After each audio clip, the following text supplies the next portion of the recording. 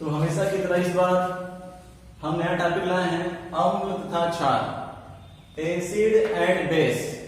तो बात करें अम्ल और क्षार की तो यहाँ ये देखने को मिलता है कि प्रारंभिक अवधारणा सभी विद्यार्थी को ये डिफिनेशन लर्न है कि अम्ल वे पदार्थ हैं जो स्वाद में खट्टे होते हैं और क्षार वे पदार्थ हैं जो स्वाद में कड़वे होते हैं।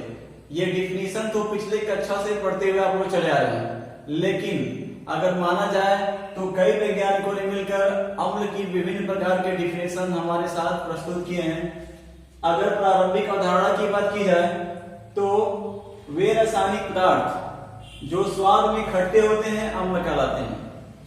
जैसे कुछ एग्जाम्पल यहाँ सामने दिए गए हैं, सिरका, सिट्रस फल, नींबू, संतरा आदि। इसके पश्चात क्षार का डिफिनेशन देखा जाए तो क्षार वे रासायनिक पदार्थ हैं जो स्वाद में कड़वे होते हैं जिन्हें हम क्षार कहते हैं।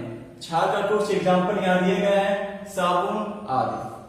ये सारे डिफिनेशन हमारे यौगिकों के रासायनिक गुणों के आधार पर लिया गया है। इनके पश्चात वैज्ञानिक आर्हेनियस वैज्ञानिक ने अपने कुछ सिद्धांत प्रस्तुत किए। इनके अनुसार अम्ल के बारे में डिफिनेशन जाना जाए तो अम्ल वे रासायनिक पदार्थ हैं जो जलीय विलयन में वियोजित होकर H+ आयन देते हैं, आई मींस हाइड्रोजन आयन देते हैं। इनके अंतर्गत निम्न तत्व हैं। अम्ल के 2 पार्ट्स किए गए हैं और क्षार के 2 पार्ट्स किए गए हैं। अम्ल के 2 पार्ट्स प्रबल अम्ल, दुर्बल अम्ल। अगर प्रबल अम्ल की बात की जाए तो इसका डिफिनेशन बिल्कुल सिंपल है कि वे रासायनिक पदार्थ या वे अम्ल जो शीघ्रता से अपने आयनों में वियोजित होकर हाइड्रोजन आयन देते हैं प्रबल अम्ल कहलाते हैं। इसका कुछ एग्जांपल यहाँ दिया गया है, H2SO4, HCl, HNO3। इसका हिंदी नाम रासायनिक नाम है सल्फ्यूरिक अम्ल, हाइड्रोक्लोरिक अम्ल। इसका नाम है हाइड्रोनाइट्रिक अम्ल। अगर हम इस रिएक्शन की बात करें तो यहाँ सल्फ्यूरिक अम्ल, यहाँ ध्यान दीजिए, यहाँ Aq लिखा है। Aq मीन्स एक्वस यानी जलीय। डिफिनेशन पढ़ते हैं ना कि जलीय विलयन में वियोजित होकर, इसलिए यहाँ Aq लिखा है, यानी सल्फ्यूरिक अम्ल जलीय विलयन में वियोजित होकर क्या दे रहा है, H+ आयन। यहाँ लिखा है ना H+। उसके पश्चात SO4 पे -2 चार्ज। अब आप सोच रहे होंगे कि यहाँ 2 क्यों लिखा है। ये 2 क्यों लिखा है, ये समीकरण को बैलेंस किया गया है और बैलेंस करने की कुछ हम अलग वीडियो आपके साथ बनाएंगे। इसके बाद दुर्बल अम्ल। अगर दुर्बल अम्ल की बात की जाए तो इसका डिफिनेशन बिल्कुल प्रबल अम्ल के समान है, थोड़ा सा चेंज है। तो इसका डिफिनेशन ये है कि वे अम्ल जो शीघ्रता से अपने आयनों में वियोजित नहीं होते हैं वह दुर्बल अम्ल कहलाते हैं।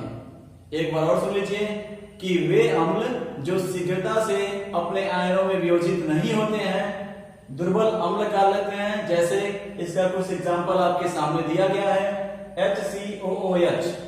अब शायद इसका आप रासायनिक नाम नहीं जानते हो, तो इसका रासायनिक नाम है फॉर्मिक अम्ल।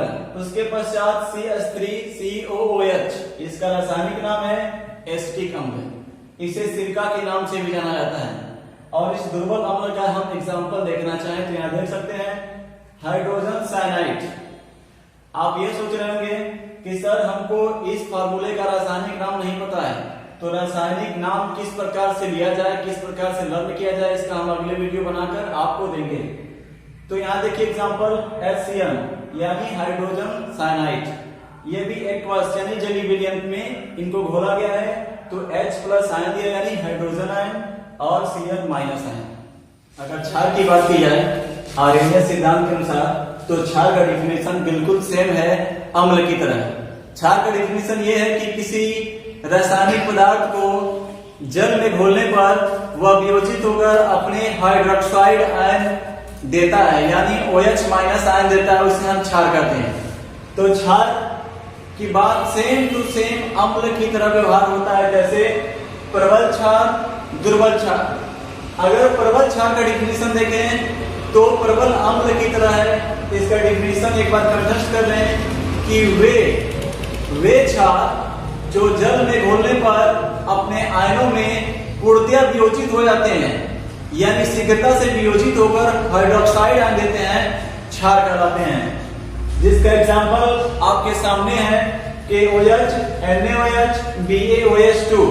अगर इसका रासायनिक नाम आपको जानना है तो potassium hydroxide, sodium hydroxide, barium hydroxide. और इसका हम कुछ रिएक्शन यानी उदाहरण जो आपको समझाए हैं कि पोटेशियम हाइड्रोक्साइड को एक्वस यानी जलीय विलयन में घोला गया है तो वह अपने आयनों में वियोजित होकर हाइड्रोक्साइड आयन, यहाँ देखिए, यहाँ स्क्रीन पर देखिए OH- हाइड्रोक्साइड आयन दिया है।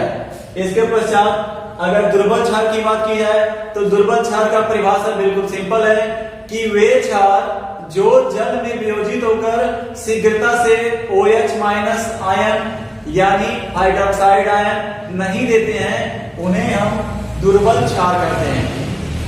इसका कुछ एग्जांपल आपके सामने है।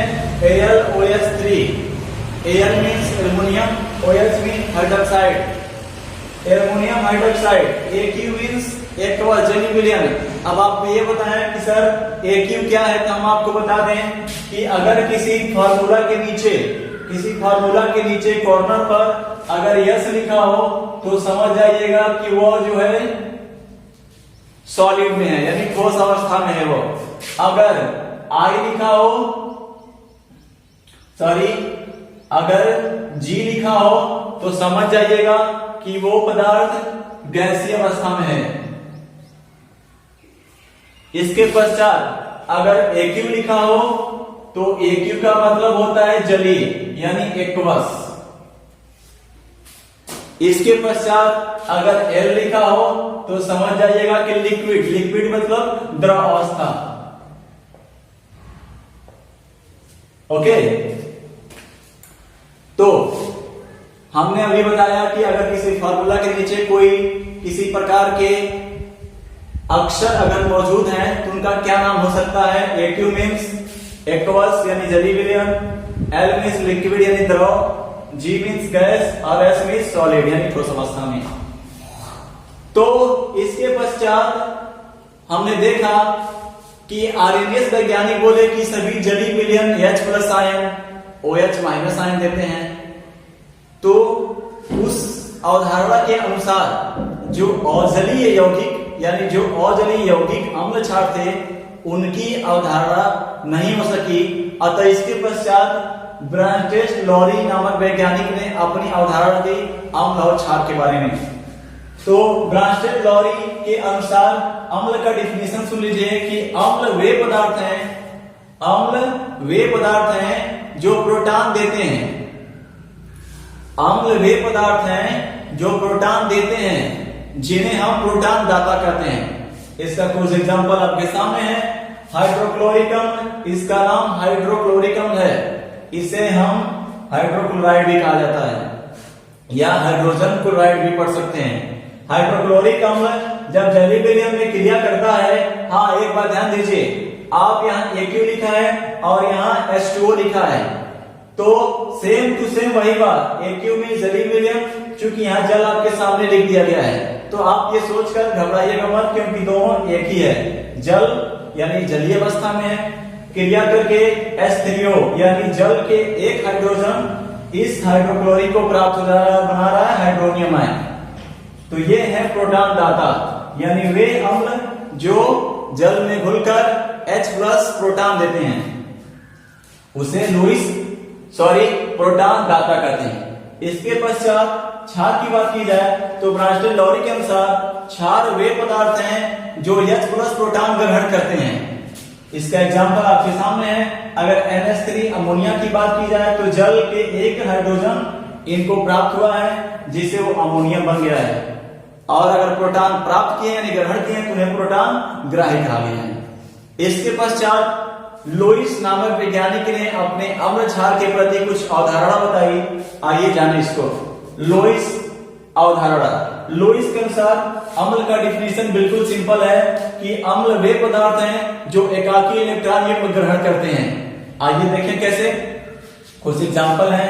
Cu पे +2 चार्ज, सिल्वर पे +2 चार्ज, आयरन पे +2 चार्ज, क्लोरीन पे +1 चार्ज। और इसका कुछ हम एग्जांपल यहां देखने को मिलेगा। H3N, अगर ये देखा जाए तो ये अमोनिया है।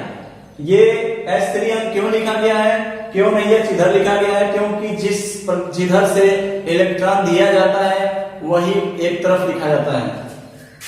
तो यहाँ अमोनिया और हाइड्रोक्लोरिक के बीच क्रिया कराई गई तो डिफिनेशन क्या था, एकाकी इलेक्ट्रॉन युग्म। अब ये एकाकी इलेक्ट्रॉन युग्म क्या होता है कि एक परमाणु अपना सारा इलेक्ट्रॉन त्याग कर बंध बनाता है। तो यहाँ देखिए नाइट्रोजन अपना दोनों इलेक्ट्रॉन त्याग कर इसके साथ बंध बनाया है, तो इस प्रकार की तीर बनी है। इस तीर का नाम उपसंयोजक बंध कहते हैं। बंध आपको पढ़ाए जाएंगे वैद्युत बंध, सहसंयोजक बंध, उपसंयोजक बंध। तो ये उपसंयोजक बंध है, हम इसका वीडियो एक बनाएंगे। इसके पश्चात क्षार की बात की जाए तो लोइस अवधारणा के अनुसार क्षार का डिफिनेशन है कि क्षार वे पदार्थ होते हैं जो एकाकी इलेक्ट्रॉन युग्म प्रदान करते हैं।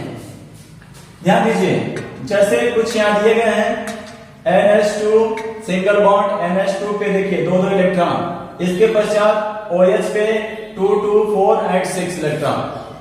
और इसका हम उदाहरण देखें तो ammonia plus BF3, ammonia BF3 का बोरान टेट्राफ्लोराइड, इसके पश्चात क्रिया करने के पश्चात ये जो है नाइट्रोजन अपना दोनों इलेक्ट्रॉन इस बोरान को देकर यहाँ उपसंयोजक बंध बनाया है। अतः ये लोइस क्षार है।